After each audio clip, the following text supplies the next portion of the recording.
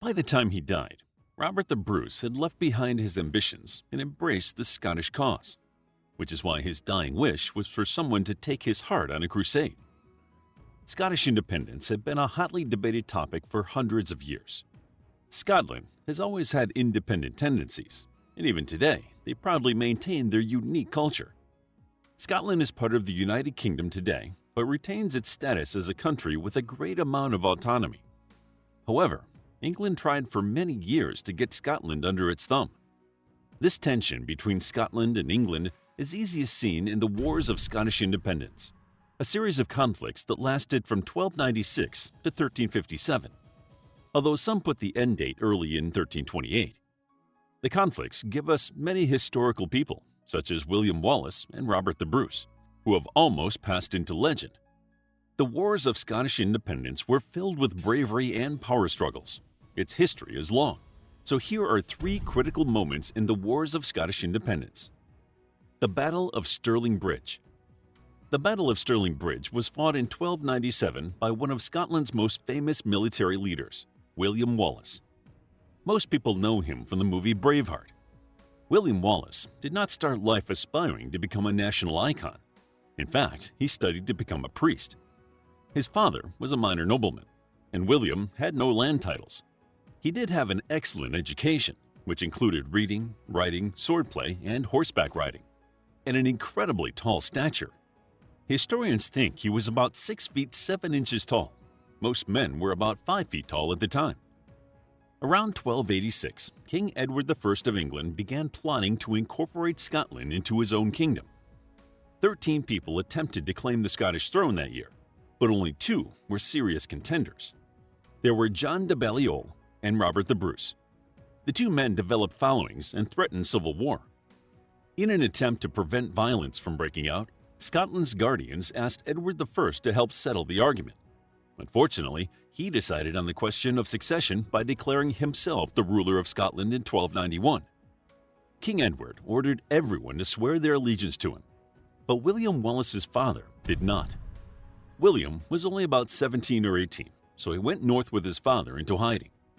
During this time, William Wallace nursed his resentment towards the English, which only continued to grow in the coming years as he developed into a resistance fighter and leader. Edward was determined to stamp out Scottish pride and national identity, attempting to break their spirits with attacks on cities like Berwick. By 1296, the remaining Scottish leaders swore allegiance to the King of England. Life became oppressively harsh for the commoners. The English soldiers forewent justice in favor of humiliating the Scottish people, dealing out harsh punishments for minor crimes like not being subservient enough. The commoners fought back as they could by forming little groups nationwide to attack English soldiers in some semblance of justice. William Wallace's work became a source of hope during this time. He was like a Scottish Robin Hood. As his reputation grew, more people joined him, increasing his military force. He attacked English soldiers, taking their goods and giving them to the commoners. In May 1297, William Wallace murdered the Sheriff of Lanark, starting a series of events that led to the Battle of Stirling Bridge. His force soon swelled to about 3,000 men, and he secured northern Scotland by April 1297, leaving only Dundee and Stirling under English control. The rebels harassed the remaining English soldiers. The Scots plundered the English and refused to pay taxes or tribute. Wallace directed his troops to Dundee, laying siege to the city. King Edward I was furious. He ordered his army, under the command of John de Warenne, to break the blockade at Dundee and support the garrison in Stirling. Once William Wallace heard the English were marching north, he set off in pursuit, but his army was tiny compared with the English. There were over 9,000 English soldiers, but Stirling Castle had a narrow bridge they needed to cross to meet Wallace's army in battle. Instead of waiting for the Scots to cross, Warenne finally grew impatient on September 11, 1297. Wallace was a great military strategist.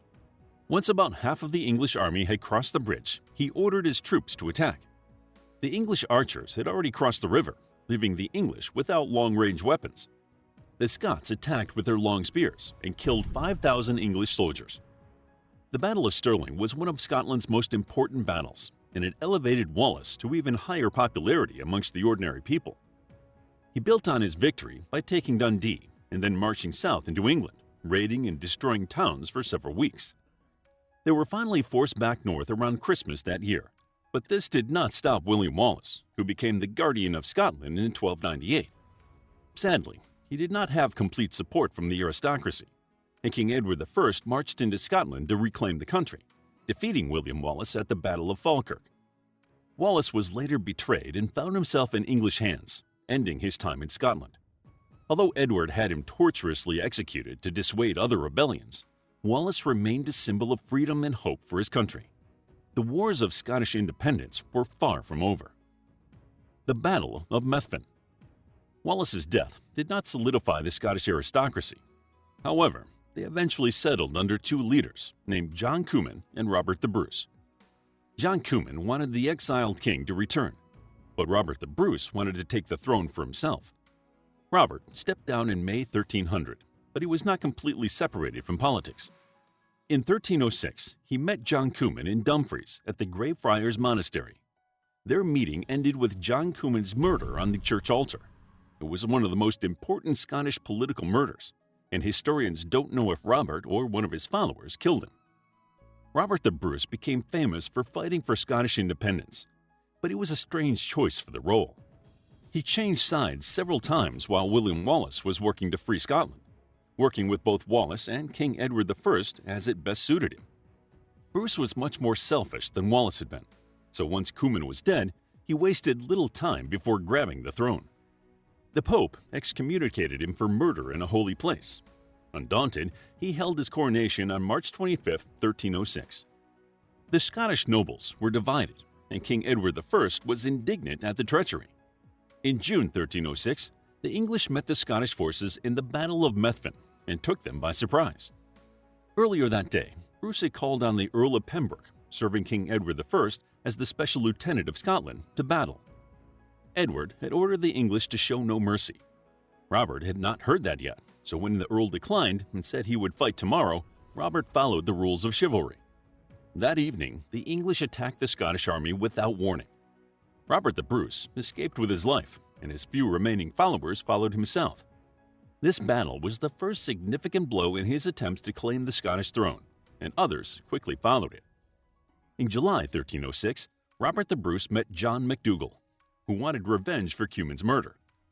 The resulting Battle of Dalry wiped out most of Robert's remaining supporters, leaving him mostly alone.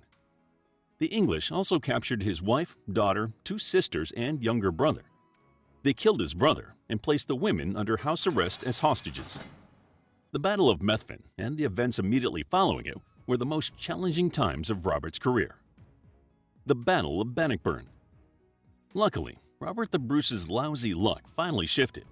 By 1310, he was recapturing castles and other strongholds from the English in the Scottish lowlands. His brother, Edward Bruce, had joined him by now, and in 1314 he besieged Stirling Castle. Governor Philip de Mowbray conceded to surrender if the English King Edward II did not relieve him by midsummer. King Edward II hurried to Stirling with 13,000 foot soldiers and 3,000 cavalry riders. Bruce had about 7,000 soldiers and a few hundred cavalry fighters, but his force had been fighting the English for 8 years. King Edward's army arrived in Stirling on June 23rd, and one of his scouting troops accidentally found Robert the Bruce, who was doing his own scouting.